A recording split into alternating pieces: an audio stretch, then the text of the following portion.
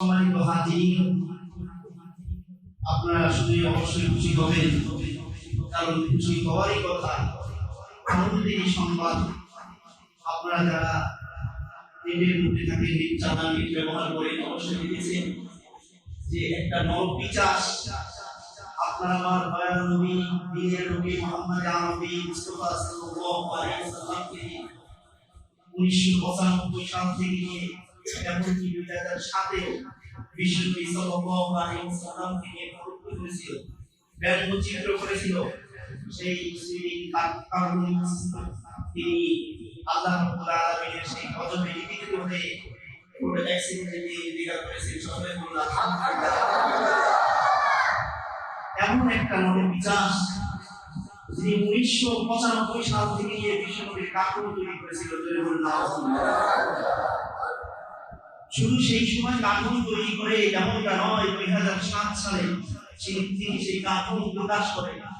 সারা পৃথিবীর মানুষ, সারা পৃথিবীর মুসলমানেরা একমত হয়েছে, দল মত নির্বিশেষে সকলে একত্রবাদ নিয়ে যখন সেই সুইডেনের বাদশাকে চাপ দিল, সমস্ত দেশ থেকে যখন তাদের উপর চাপ সৃষ্টি হলো, তখন এই নরপিশাচকে সেই সুইডেন বাদশা তাকে আর্মি গার্ড দিয়ে, পুলিশের অফিসার দিয়ে, গার্ড দিয়ে তাকে দেহরক্ষী হিসাবে বহু নিরাপত্তা দিয়েছিল। আল্লাহরা থেকে বর্ণিত তা বলেছিল, এই নরপিশাচ তার মাথা যদি, তার কল্লা যদি কেউ নিয়ে আসতে পারে, 1 লক্ষ দিরহাম, $1,00,000 পুরস্কার ঘোষণা করেছিল। তো আলহামদুলিল্লাহ ভাই, এই গত রবিবার বছরই $1,00,000 প্রয়োজন হয় নাই। আল্লাহ রাব্বুল আলামিন এমন একটা রোড অ্যাক্সিডেন্ট তার ভিতরে ঢুকিয়ে দিলে, একটা ট্রাক তার সেই মাইক্রোবাসে শুধু সে ছিল না, পুলিশ অফিসার ছিল 2 জন, তার দেহরক্ষী, তারা সহ সেখানে যাতায়াত মৃত্যুবরণ করেছে। আলহামদুলিল্লাহ। এমনকি সেই দেশের জনগণ এটাও বলেছে যে জঘন্য মৃত্যু, এমন মৃত্যু যে জীব জানোয়ারের মৃত্যু এরকম হয় না।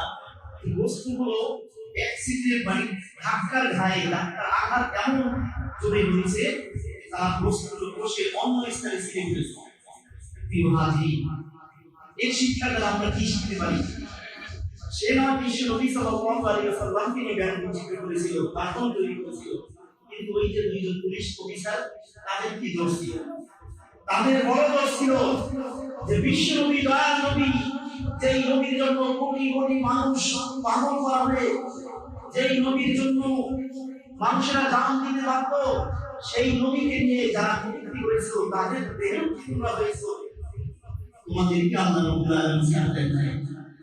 এজন্য বলা হয় যে আল্লাহ রাব্বুল আলামিন তিনি সাম দিয়ে কিন্তু কাউকে ছেড়ে দেন না। সাম দিয়ে দেখেন যে কি করে, দেখি তওবা করে কিনা, কিন্তু ছেড়ে দেওয়ার মালিক তিনি নন। আপনি আর আমি যদি অপরাধ করি, সেই অপরাধের সাজা আপনার আমার ভুগতে হবে। তবে না, আপনি আর আমি স্বাচ্ছন্দ্য এই দুনিয়ার মধ্যে যদি বসবাস করি, হয়তো আমি মনে করতেছি আমি পাপ পেয়ে গেলাম, কিন্তু না, যে কোনো কাজের জন্য আপনার আমার ভরসাই পেতে হবে। একটা কদম কাল কিয়ামতের ময়দানে উঠানো যাবে না, সম্ভব নয় যতক্ষণ পর্যন্ত রব্বিকারী আপনার আমার টাকা পয়সা, গাড়ি বাড়ি নাই, তারা পুরা শাড়ি কিভাবে অর্জন করেছি হালাল পথে না হারাম পথে, যতক্ষণ পর্যন্ত এই কৈফিয়ত না দিতে পারবো, ততক্ষণ পর্যন্ত রব্বিকারী এক আলাদা দিবেন না। কিন্তু হাজির আল্লাহ ছাড় দিচ্ছেন না। শুধু তাই নয়, আপনারা জানেন যে নরওয়েতে আরেক নরপিশাচ, আমার আপনার সেই মহান গ্রন্থ আল কোরআন, যেই কোরআন রব্বে কারিমের কুদরতি জবান দিয়ে বের হওয়া, যেই কোরআন জিবরাইল আলাইহিস সালামের মাধ্যমে বিশ্বনবীর উপর অবতীর্ণ হয়েছে, সেই কোরআন কি পরীক্ষা পেয়েছিল নরওয়েতে।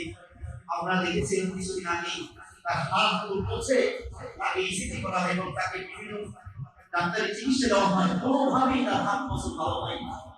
কিন্তু হাজির, এই মানে আল্লাহ রাব্বুল আলামিন তিনার এই কোরআনকে রক্ষা করবেন কে? আল্লাহ। ইন্না নাহনু নাযালনা যিকরা ওয়া ইন্না লাহু লাহাফিজুন। আমি কোরআন অবতীর্ণ করেছি, নাযিল করেছি, আর এই কোরআনের দায়িত্ব আমি আল্লাহ নিয়েছি। সুবহানাল্লাহ। পৃথিবীর সকল হাফেজকে যদি আপনি সাইন করে দেন, যদি তাদেরকে হত্যা করে দেন, কোরআনকে যদি আপনি আগুন জ্বালিয়ে দেন, কোনো একটা নাম যদি পৃথিবীতে না থাকে, তবুও এই কোরআনকে আল্লাহ রাব্বুল আলামিন হেফাজত করে দিতে বলছি কিনা সম্মানিত হাজির তাহলে আপনার সাথে কাউকে ছেড়ে দেন না তো আপনারা আমরা দেখেছি এবং আমরাও তো সেই নকল বিশ্বাসের বিরুদ্ধে স্লোগান দিয়েছিলাম 2007 এরপরে আমার কিছুদিন আগে ফ্রান্সের যে অবস্থা ছিল আমরা সকলে অবগত আছি যে একজন সাধারণ মানুষ বাংলাদেশের অবস্থা দেখে যে ভালো করে হাঁটতে পারে না সেও পিছনে পিছনে দৌড়াচ্ছে কেন আমার নবী মায়া আমার নবী প্রেম ভালোবাসা বাংলাদেশের অসহায় মানুষের অন্তরে বিদ্যমান বলছে কিনা এই ভালোবাসা কেমন যেন আবু বকর রাদিয়াল্লাহু তাআলা ভালোবাসার গন্ধ বাংলাদেশের মানুষের অন্তরের মধ্যে বিদ্যমান কিনা আবু বকর রাদিয়াল্লাহু তাআলা আপনারা জানেন তাফসীর কাশফের মধ্যে এসেছে আল্লামা জমশরী রাহমাতুল্লাহ আলাইহি লিখে আবু বকর রাদিয়াল্লাহু তাআলা তিনি বিশ্বনবীকে কেমন মহব্বত করেছিলেন কেমন ভালোবেসেছিলেন কাশফ তাফসীরে কাশফের মধ্যে এসেছে যে আবু বকরের পিতা ছিল আবু কুহামা তিনি বিশ্বনবী সাল্লাল্লাহু আলাইহি ওয়াসাল্লামকে গালমন্দ করতেন বিশ্বনবী দয়াময়ীকে নিয়ে কটূক্তি করতেন কিন্তু আবু বকর সহ্য করার মতো না কেন এটা সহ্য করবে একদিন দুই দিন তিন দিন পরে আবু বকর তার পিতার কাছে গিয়ে আব্বাজান আপনার পায়ে ধরি আপনার হাতে ধরি আপনি মুহাম্মদকে এইভাবে কথা বলিয়ে মুহাম্মদকে গালিগালাজ করিয়েন না মুহাম্মদকে নিয়ে কটূক্তি করেন না আপনার আমি হাত ধরি আপনি আমার জন্মদাতা পিতা হতে পারেন কিন্তু মুহাম্মদ আমার সেই ছোটবেলা জন্ম সুবহানাল্লাহ বিশ্বনবী নবুয়ত প্রাপ্ত আগ থেকে নিয়ে 20 বছর আগ থেকে নিয়ে বিশ্বনবীর সাথে তার বন্ধুত্ব ভালোবাসা ছিল হে আমার পিতা আপনি বিশ্বনবীকে নিয়ে আপনি কটূক্তি করেন না কিন্তু তারপর মানে নাই এই আবু কুহামা আবু বকরের পিতা তিনি পরে মুসলমান হয়েছে কিন্তু শেষ পর্যন্ত মুসলমান হন নাই আবু কুহামা বিশ্বনবী সাল্লাল্লাহু আলাইহি ওয়াসাল্লামকে আবার তার সামনে গালমন্দ করতে আবু বকর রাদিয়াল্লাহু তাআলা আবু বকর এমনি নবী সাহাবী সে ভেবেছিল আমার সন্তান আমাকে আসতে হবে পুরো ফরজ যখন কথা বলতে শুরু করলো আবু বকর রাদিয়াল্লাহু তাআলা এক খুশি মানে তার পিতাকে কাকে পিতাকে বলতে পারে পিতা হচ্ছে আঘাত করো এটাই তার ইমানের দাবি লা ইউমিনু বুখারী এবং মুসলিম শরীফের মধ্যে এসেছে লা ইউমিনু আহাদুকুম হাত্তা কুনা আহাব্বা ইলাইহি মিন ওয়ালিদিহি ওয়া ওয়ালাদিহি ওয়ান নাসি আজমাইন তোমরা ততক্ষণ পর্যন্ত মুমিন হতে পারবে না যতক্ষণ না তাদের পিতা মাতা সন্তান সন্ততি এবং তার মাল সম্পদের চেয়ে আমি মুহাম্মদকে বেশি ভালোবাসি এই মানে আবু বকর রাদিয়াল্লাহু তাআলা তার পিতাকে ছুঁয়ে আঘাত শুরু করলো আবু বকর আঘাত মেরে তার বাড়ি থেকে রওনা আর আবু কুহামা তার পিতা বিশ্বনবীর দরবারে গিয়ে হাজির ইয়া রাসূলুল্লাহ হে মুহাম্মদ তোমার শিষ্য তোমার বন্ধু আবু বকরিয়া গালিগালাজ দিয়ে বলতেছে আবু বকর আমার অবাধ্য সন্তান সে আমাকে আঘাত করেছে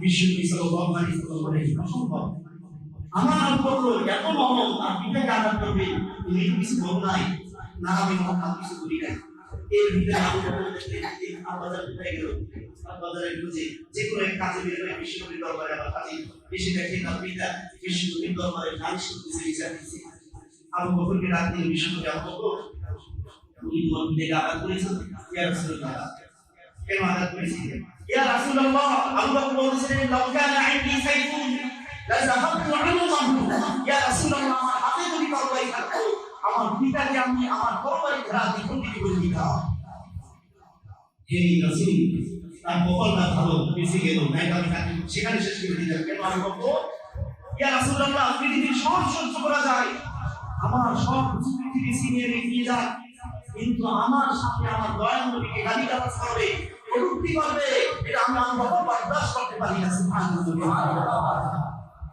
আমি মুহাম্মদ চলে গেল বিশ্বনবী বলে আবু বকর এটাই হলো বিশ্বনবীর ভালোবাসা এটাই হলো বিশ্বনবীর মহব্বত প্রিয় হাজিরিন এই আমার মুসলমান যুবক ওই যে ফ্রান্সের মধ্যে যে ব্যঙ্গচিত্র করেছিল নরওয়েতে কোরআন পেয়েছিল এবং এই শরীরের মধ্যে যে এই বিচার যখন ব্যঙ্গচিত্র কার্টুন তৈরি করেছিল তখন আব্দুল্লাহ যেভাবে লিখেছিলেন আমি আশা রাখি যাবো ভবিষ্যতে শুধু সেই দেশে নয় এই বাংলাদেশের মধ্যে কোনো কুরআনদার কোনো নাস্তিক যদি বিশ্বনবী কোরআন নবীকে নিয়ে কটূক্তি করে এমন যদি কোনো দান মনে করে তখন তাদেরকে ছাড় দেওয়া যাবে না ছেড়ে দেওয়া যাবে না বলে বলছি কিনা যদি রাসূলের নামে হয় ইনশাআল্লাহ আমরা এই মধ্যে বলতে চাই যদি হয় তাহলে আমরা ইনশাআল্লাহ রাজপথে নামবো, তবে বিশ্বনবীর মর্যাদা তার মর্যাদায় রাখবো ইনশাআল্লাহ।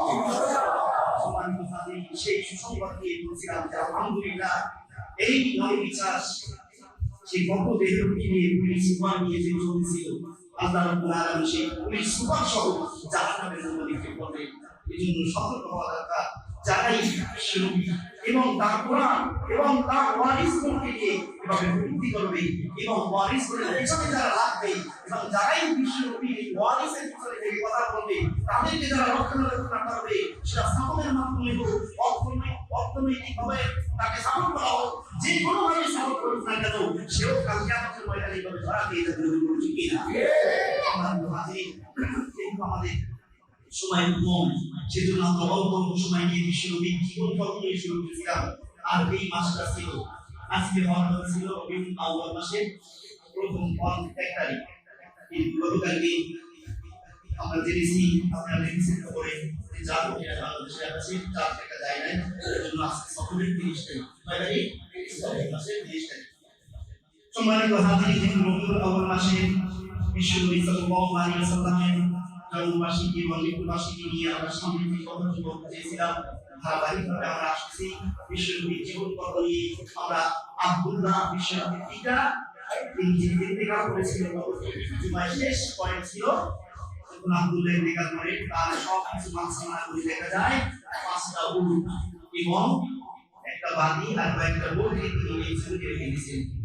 বিশ্বনবী সাল্লাল্লাহু আলাইহি ওয়াসাল্লাম এই পৃথিবীতে আসার 55 অথবা 50 দিন আগে বাদশাহ আব্রাহাম যে অতিবাহিত ঘটনা আপনারা শুনেছেন, জানেন। আসহাবুল ফিল সেই ঘটনা সংঘটিত হয় 50 অথবা 55 দিন। আমি এটা আয়াতে ঘটনা আছে যে বাদশাহ আব্রাহাম বিশ্বনবী সাল্লাল্লাহু আলাইহি ওয়াসাল্লাম যখন বিশ্বনবীর মায়ের গর্ভে ছিলেন, তখন পৃথিবীতে তার পিতা ইন্তেকাল করেন। বাদশাহ আব্রাহাম তিনি চিন্তা করলেন, হাবশা দেশের বাদশাহ আব্রাহাম রাজত্ব, হাবশা বর্তমানে আবিসিনিয়া বলা হয়, সেখানে নির্দিষ্ট ধর্মের একটা প্রদেশের মধ্যে তিনি রাজপ্রধান ছিলেন, তাকে নিযুক্ত করা হয়েছিল। বাদশাহ আব্রাহাম তিনি মক্কায় এসে তাওয়াফ করার জন্য, ওই সময় জাত সমন ছিল না মক্কা শরীফ, সাধারণ একটা ঘর ছিল। বাদশাহ আব্রাহাম দেখে বলে, এই ঘরটাকে দেখার জন্য মানুষ বিভিন্ন দূর দূরান্ত থেকে 4 মাস 5 মাস 6 মাস পর্যন্ত সফর করে আসে, কি আছে এই ঘরের মধ্যে? এই যে একটা সুন্দর আমাদের আলোচনার মধ্যে সুন্দর সাতসময় যত সুন্দর একটা সুন্দর ঘর তৈরি করবো, মানুষরা দেখবে দৃষ্টিভঙ্গ হবে এবং আনন্দিত হবে, তারা সেখানে বারবার আসবে আর এই খাবার ঘুরে আসবে। নজর করে নাও। বাদশা আমরা এসেছিল তাওয়াফ করার জন্য, আল্লাহকে খুশি করার জন্য, কিন্তু এই তাওয়াফ করতে এসে কাবাকে সে করতে করলো। প্রিয় হাজিরিন, সেই তার দেশের মধ্যে এত সুন্দর একটা ঘর নির্মাণ করবো যে মানুষ দেখবে এত সুন্দর ঘর, এই আশায়, শুধু তাই নয় কাবার ধ্বংস হয়ে যাবে এই আশায়। প্রিয় হাজিরিন, এভাবে এসেছে আর বিদায় দেওয়া নেহায়া এসেছে। যখন সেই ঘর নির্মাণ করলো, উদ্বোধন করে নেয়, অন্য এক লোকের লোক এসে সেই ঘরের মধ্যে পায়খানা করে দিচ্ছে। পায়খানা করার পরে 2টা রাওয়ায়াত পাওয়া যায়, পায়খানা করার পরে সেই ঘরের ভিতরে কেউ ঢুকবে না। এরপরে অন্য একটা রাওয়ায়াত এসেছে যে কিছু যুবক দিয়ে ওই ঘরের পাশে আগুন ধরাইছে, আগুন ধরানোর পর ওই আগুন থেকে ওই ঘরে ঢুকে যাবে আর ওই ঘরটা আগুনে ছাই হয়ে যায়। এই দিন এই রাতে বাদশা আব্রাহাম তার মস্তি বাহিনী সহ কাবাকে ধ্বংস করার জন্য যায়। কাবাকে ধ্বংস করতে পারবো না, আপনারা জানেন, ইতিহাস পড়লে সকলেই জানেন যে বিষয় দিকে আমরা যাবো না। কাবাকে ধ্বংস করতে পারে নাই, শেষ পর্যন্ত তারা ধ্বংস হয়ে সেখানে অনেক মানুষ সমাগত হয়েছে। এমনকি আসহাবুল ফিলের যে ঘটনা আপনারা জানেন যে আবাবিল পাখির মাধ্যমে ছোট ছোট পাথর দ্বারা যে এখান থেকে ফেলতো পাথর, এসব থেকে বের হয়ে যেত, সাথে সাথে সেখানে তারা মারা যেত। কিন্তু হাজিরিন, যখন বিশ্বনবী সাল্লাল্লাহু আলাইহি ওয়াসাল্লাম এই 50 অথবা 55 দিন আগে এই ঘটনা ঘটে, এরপরে বিশ্বনবী সাল্লাল্লাহু আলাইহি ওয়াসাল্লাম 570 খ্রিস্টাব্দ এপ্রিল মাসে 12 রবিউল আউয়াল, কিতাবে এসেছে 8 রবিউল আউয়াল, কোন কিতাবে এসেছে 1918, আবার কোন কিতাবে এসেছে 12 রবিউল আউয়াল। এটাই বেশি ওলামায়ে কেরাম বলেছেন যে 12 রবিউল আউয়াল তিনি জুলুস সাদিকের সময় সোমবারে এই দিকে আগমন করেছেন। সুবহানাল্লাহ। আর বিশ্বনবীর জন্ম 570 খ্রিস্টাব্দ। তিনি এপ্রিল মাসে রবিউল আউয়াল বা রবিউল আউয়াল সোমবার সুবহ সাদেকের সময় তিনি এই দুনিয়ায় আসেন। প্রিয় হাজির, তার আশার অলৌকিক ঘটনা তো আপনারা শুনেছেন মনে হয় যে বিশ্বনবী সাল্লাল্লাহু আলাইহি ওয়াসাল্লাম যখন এই পৃথিবীর জমিনে আসেন, তার মা বলেছিল বিশ্বনবীকে, এটা বিশ্বনবী থেকে রিওয়ায়াত এসেছে যে আমি যখন আমার মায়ের গর্ভে ছিলাম, বিশ্বনবী বলেন আমি যখন আমার মায়ের গর্ভে ছিলাম, আমার মা আমাকে বলেছে যে আমি কোনো কষ্ট অনুভব করি নাই। শুধু তাই নয়, তাকে গায়ে দিয়ে আওয়াজ দেওয়া হতো, হে আমিনা তোমার গর্ভে কি আছে জানো? হঠাৎ হঠাৎ আওয়াজ করতো, হে আমিনা তোমার গর্ভে কি আছে জানো? উম্মতের কান্ডারি, উম্মতের সর্দার মুহাম্মদ সাল্লাল্লাহু আলাইহি ওয়াসাল্লাম, এই আওয়াজগুলো তাকে দেওয়া হতো। তার আগে কতই বা উঁচু ছিল, কিন্তু এই আওয়াজ শোনার পরে আমিনা অন্তর ভয়ে উঠল। এর 6 মাস আগে বিশ্বনবী জন্মগ্রহণ করার 6 মাস আগে তার পিতা দুনিয়াকে বিদায় দিয়ে গেছে। আব্দুল্লাহ সিরিয়ার জন্য ব্যবসা বাণিজ্য করার জন্য গেছে। আমিনাকে বলে গেছে, আমিনা তুমি আমার জন্য সাহায্য করে দেখো, আমি কিন্তু এসে যখন আসবো আমাকে রাত সালাম জানাবে। কিন্তু আমিনার ভাই বেশি নসিব হয় না। আমিনার প্রস্তুত ছিল তিনি সাহায্য করছে। শেষে আমিনা বসেছিল যে আব্দুল্লাহকে অপরাধ দিয়ে ঘরের ভিতরে নিয়ে আসবে। প্রিয় হাজির, কিন্তু সেই নসিব হয় নাই। এই দুঃখ কষ্ট আল্লাহ রাব্বুল আলামিন বিশ্বনবী সাল্লাল্লাহু আলাইহি ওয়াসাল্লামের মাধ্যমে পূরণ করে দিয়েছেন। সুবহানাল্লাহ। বিশ্বনবী সাল্লাল্লাহু আলাইহি ওয়াসাল্লাম যখন এই দুনিয়ায় আসেন, প্রিয় হাজির, আয়েশা রাদিয়াল্লাহু তাআলা আনহা তিনি বলেন বিশ্বনবী সাল্লাল্লাহু আলাইহি ওয়াসাল্লাম তিনি কিভাবে ভূমিষ্ঠ হলেন যে আমার বিবি এই হাঁটু দুইটা আগে মাটির সাথে মিশাইয়া এরপরে জমিনের মধ্যে আসে। অন্যান্য রাওয়ায়াতে এসেছে বিশ্বনবী সাল্লাল্লাহু আলাইহি ওয়াসাল্লাম যখন এই দুনিয়া আসেন, এসেই তিনি আসমানের দিকে আঙ্গুল মোবারক দিয়ে ইশারা করেছেন। সুবহানাল্লাহ। অন্যান্য কিতাবের মধ্যে এসেছে গায়েবী আওয়াজ এসেছে রাহিমাতুল্লাহ, যে আল্লাহ তোমার উপরে রহমত দান করুন। এমন নবী, দয়ার নবী, বিশ্বনবী সাল্লাল্লাহু আলাইহি ওয়াসাল্লাম এই জমিনের মধ্যে এসেছে। আমিনা তিনি আরো বলেন যে বিশ্বনবী মুহাম্মদ যখন এসেছিল, এই ভারতে যখন ভূমিষ্ঠ হয়, আমি দেখলাম, অনুভব করলাম যে আমার ভিতর থেকে একটা নূর বের হয়ে মানুষকে আলোকিত করে দিয়েছে। মানুষের মধ্যে 14টা গম্বুজ ছিল। বিশ্বনবী যখন ভূমিষ্ঠ হলেন, সাথে সাথে সেই 14টা গম্বুজ ভেঙে চুরে চুরমার হয়ে গেল। মানুষের রাজা কিসরা থমকে গেলেন, কি ব্যাপার, কি বলেন, আজকে কি বলছে দুনিয়াতে, এরকম কেন ভাবসা কখনো অনুভব করি নাই, কল্পনাও করি নাই। এবং হাজার হাজার যুগ যুগ ধরে যে মানুষের মধ্যে আগুন জ্বলল, একটা তারা আগুন জ্বালিয়ে রাখতো, সেই আগুন কখনো নিভে নাই। বিশ্বনবী সাল্লাল্লাহু আলাইহি ওয়াসাল্লাম জমিনে আসে, সাথে সাথে সেই আগুন জ্বলে গেল। তারা আরো অবাক হয়ে যায়। বিশ্বনবী সাল্লাল্লাহু আলাইহি ওয়াসাল্লামের আম্মা আমিনা তিনি বলেন, এই ছিল তার অবস্থা।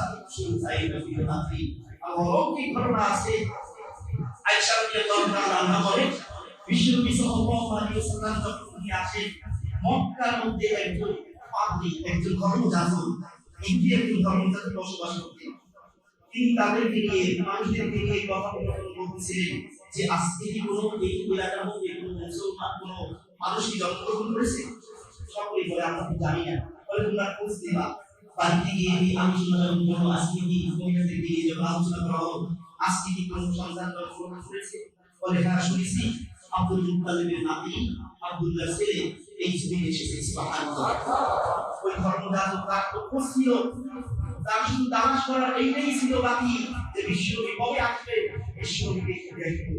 তখন সেই ধর্মযাজক এসে বলল, আমাকে আমিনার ঘরে নিয়ে যাও। আমিনার কাছে নিয়ে গেল। আমিনাকে বলল, আমিনা আমাকে একটু দাও, এই বাচ্চাটাকে আমার হাতে একটু দাও। তখন ওই ধর্মযাজক তাকে নিয়ে তার তাওরাতের ভিতরে পেয়েছে, তার বিশ্বনবী সাল্লাল্লাহু আলাইহি ওয়াসাল্লাম দেখে বলেন, এই ছেলেই হবে বিশ্বনবী মুহাম্মদ সাল্লাল্লাহু আলাইহি ওয়াসাল্লাম। এরপরে বিশ্বনবীকে গ্রুপ করলেন, গ্রুপ করার পরে দেখে এই বিকালের মাঝখানে ছোট্ট একটা গোষ্ঠী। এটাই হলো নবুয়তের শেষ মোহর, নবুয়তের আলামত। তিনি দেখে হতভম্ব হয়ে গেলেন, যেমন কি তিনি সেখানে বেহুশ হয়ে পড়লেন। বেহুশ আসার পরে বললেন, কি ব্যাপার, আপনি বেহুশ হয়ে কেন গেলেন? বলেন, দেখো আজকে ওই নবুয়ত শেষ, বনি ইসরাইলের নবুয়ত শেষ হয়ে গেছে, আজকে মুহাম্মাদের নবুয়ত শুরু হয়ে গেছে। সুবহানাল্লাহ। এই হাজির আরবের কথা অনুযায়ী মুহাম্মদ সাল্লাল্লাহু আলাইহি ওয়াসাল্লাম একটু নাই। ওই সময় ছিল পাথরের ড্যাগ, দেখছি পাথরের পাতি, তার ভিতরে ছোট ছোট বাচ্চা যখন ফিস হয় সেখানে রেখে দিল একদিন। বিশ্বনবীকে সেগুলোতে রাখা হতো। পরের দিনে যখন তারা সেই পাথরের ডেক্সির ভিতরে গেল, ডেক্সি দেখার জন্য কি দেখায়, ডেক্সি ফাটা।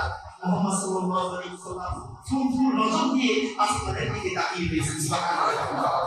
আব্দুল মুত্তালিব তার দাদার কাছে বিশ্বনবীকে করে নিয়ে যাওয়া হলো। এই তোমার ভাগ্যই নাতির অলঙ্কার করল, দেখো এটা কেমন অবস্থা। তখন এই আব্দুল মুত্তালিব বলেছিল, হে মক্কাবাসীরা, তোমরা সাবধান, তোমরা সতর্ক থাকো। এই মুহাম্মদ, এই ছোট্ট শিশু বাচ্চা একদিন সেই কল্যাণের মঙ্গল ভাবে চলে গেছে। আর সেই হয়েছিল বিশ্বনবী সাল্লাল্লাহু আলাইহি ওয়াসাল্লাম। তিনি হয়েছিলেন আব্দুল মুত্তালিব রাদিয়াল্লাহু আব্দুল মুত্তালিব। তিনি সাহাবী না।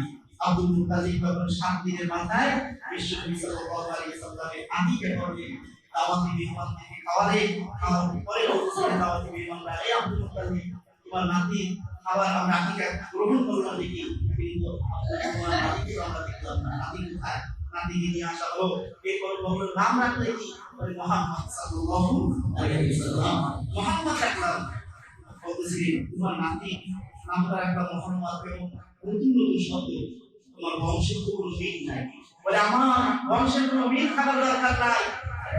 এটা আল্লাহ রাব্বুল আলামিন স্বয়ং আমাকে জানিয়েছেন যে তার নাম রাখবো মুহাম্মদ সাল্লাল্লাহু আলাইহি ওয়াসাল্লাম। মিনাত তাওরাত মুবাশশিরান মিনাত তাওরাতি ওয়াল ইনজিল আহমদ।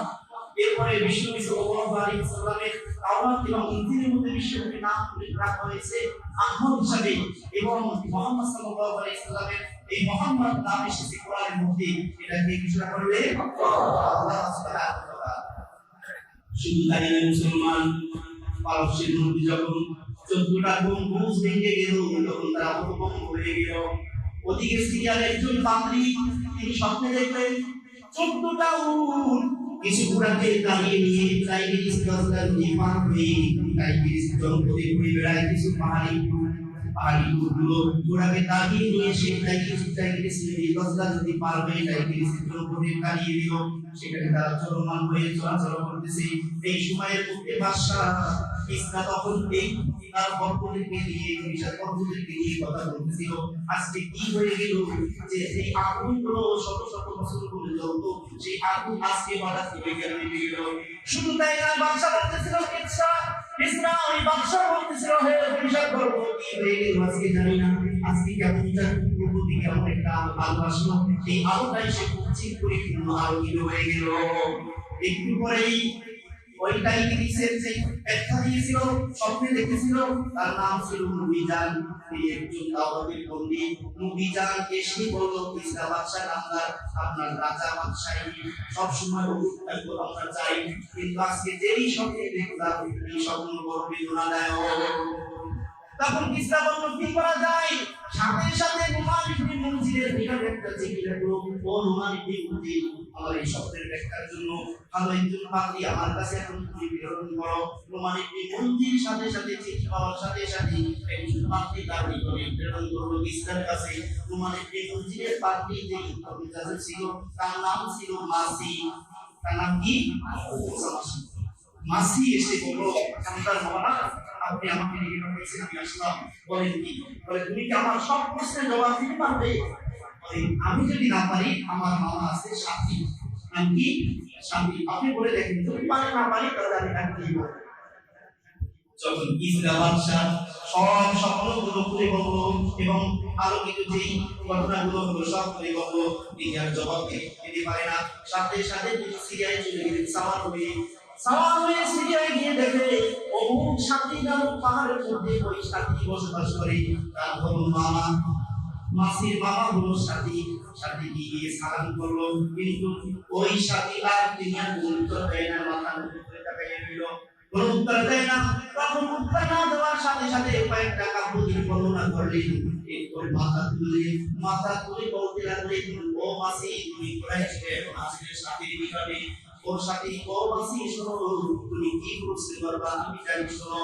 যখন জনপদের মধ্যে 14টা উট যখন কিছু ঘোড়াকে তাড়িয়ে নিয়ে গেল, এলাকার মধ্যে সেই সংবাদ নিয়ে এসেছিল এবং পারস্যের সেই আক্রমণ নিবারণ হয়ে গেল সেই সংবাদ নিয়ে এসেছিল এবং পারস্যের সিরিয়ার মধ্যে যেই করে কেটে গেল পড়ে গেল সেই আলোকিত খবর নিয়ে আমার কাছে এসেছিল।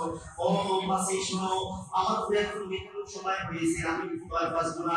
শোনো, এই খবর নিয়ে তোমার কিসরা বাদশাকে গিয়ে বলবে তোমাদের ধ্বংস হয়ে যাবে। এখন একজন নবী এসেছে, সুবহানাল্লাহ, একজন নবী এসেছে, তিনি মুহাম্মদ, তিনি আশা মাত্রে যত মূর্তি পূজা আছে, যত শিরকি কাজ আছে, সব না পূজা এখন ধ্বংস হয়ে যাবে। মুহাম্মদ এসে বলেছে, তিনি নবী এসে বলল যে ইসা সাহেব, বাদশা সাহেব, এই অবস্থা, এখন বা টাকা সময় নেই, ধ্বংস হয়ে যাবে আমাদের রাজ্য। প্রিয় হাজির, বিশ্বনবী সাল্লাল্লাহু আলাইহি ওয়াসাল্লাম তিনি আশাতে এইভাবে হাজার হাজার অলৌকিক ঘটনা ঘটে গেল। এরপরে আরবের সুপ্রাচীন প্রথা অনুযায়ী আরব শহর থেকে, মক্কা শহর থেকে তায়েফের দিকে, গ্রাম দেশের দিকে, ওই সময় ছিল গ্রাম, এখন না শহর, ওই তায়েফের মধ্যে তায়েফের জন্য কিছু সন্তানাদিকে রেখে যে তারা দুঃখ পান করাতো।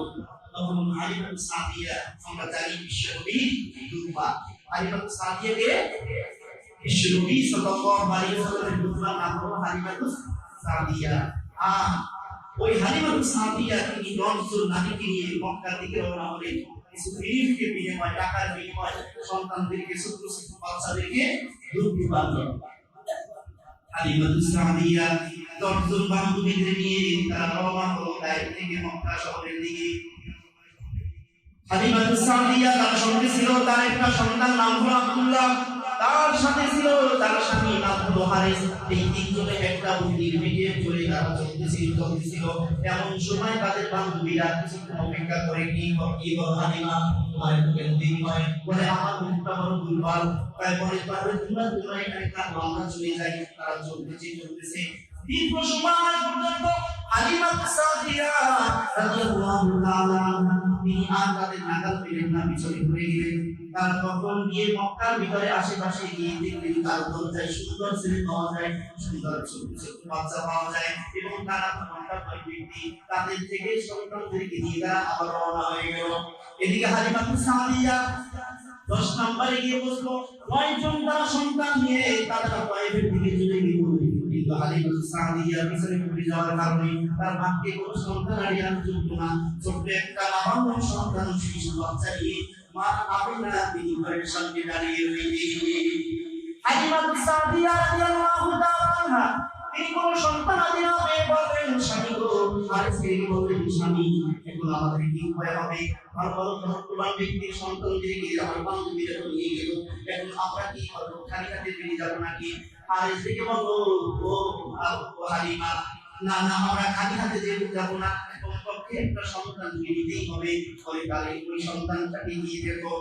আর আমিনা তিনি দাঁড়িয়ে রইলেন তার ঘরের দরজার সামনে। এদিকে তার দাদা লক্ষ্য করে দেখতেছিলেন আব্দুল মুতালিব আমার নাতিকে নিয়ে যায়।